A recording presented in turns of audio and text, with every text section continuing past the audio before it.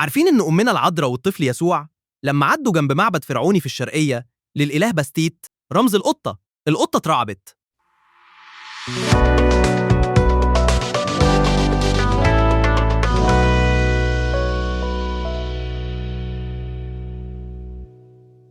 لما كانت العيلة المقدسة موجودة في مصر عدوا على الشرقية وتحديداً على منطقة اسمها تل بسطة، والمنطقة دي كانت زمان مليانة بالمعابد والتماثيل الفرعونية، وكان معبد باست هو أشهرهم عشان الآلهة باستي، وكانوا بيرمزوا ليها بالقطة، وكانت المعبودة الرئيسية في المدينة وقتها، والمدينة متسمية على اسمها لغاية النهاردة.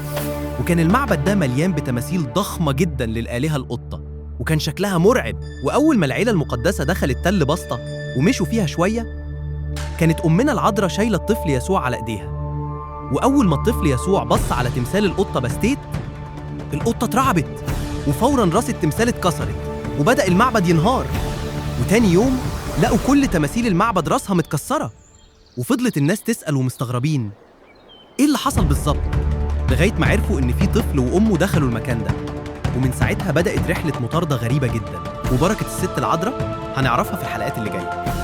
وعشان تتحقق نبوة إشعياء النبي إن الرب راكب على سحابة وجاي لمصر فتترعب أوثان مصر، وحصل فعلا، وانهارت الآلهة المزيفة قدام الإله الحقيقي. وانتوا كمان صلوا معايا وقولوا يا رب زي ما دخلت بيتك وسط العائلة المقدسة، احضر في بيوتنا وقلوبنا واحمينا من كل شر، وخلي وجودك معانا دايما، وبارك حياتنا وأهلنا بشفاعة أمنا العذراء، لك القوة والمجد الدائم من الآن وإلى الأبد، آمين.